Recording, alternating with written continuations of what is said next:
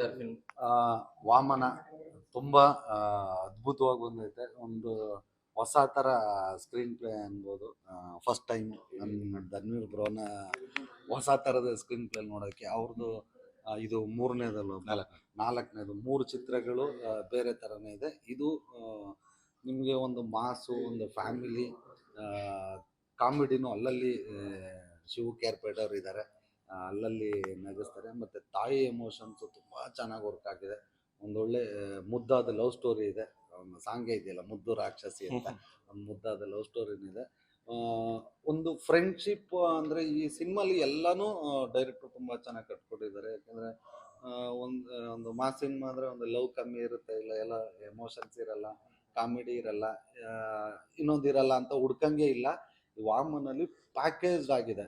Love ಇದೆ, ತಾಯಿ emotions ಇದೆ, ಕಾಮಿಡಿ ಇದೆ, ಮೇಜರ್ಲಿ ಫ್ರೆಂಡ್ಶಿಪ್ಪು.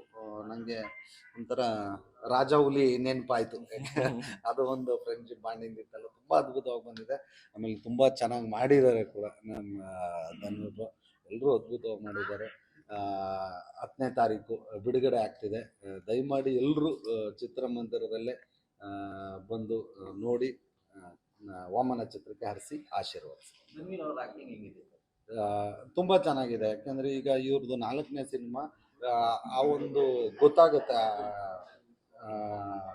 ಒಂದು ಎಕ್ಸ್ಪೀರಿಯನ್ಸು. 3 ಸಿನಿಮಾದಲ್ಲಿ ಮಾಡಿದ್ದಕ್ಕೂ 4ನೇದಕ್ಕೂ ತುಂಬ ಡಿಫ್ರೆನ್ಸ್ ಇದೆ.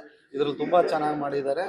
ಒಂದು ಪ್ರಾಮಿಸಿಂಗ್ ಆಗಿ 100% ಇದರಲ್ಲಿ ಕಾಣಿಸ್ತಾರೆ. 100% ಜನಕ್ಕಂತೂ ಸಿಕ್ಕಾಪಟ್ಟೆ ಇಷ್ಟ ಆಗ್ತಾರೆ ನಮ್ಮ ಶೋಕ್ದಾರ್. Thank you.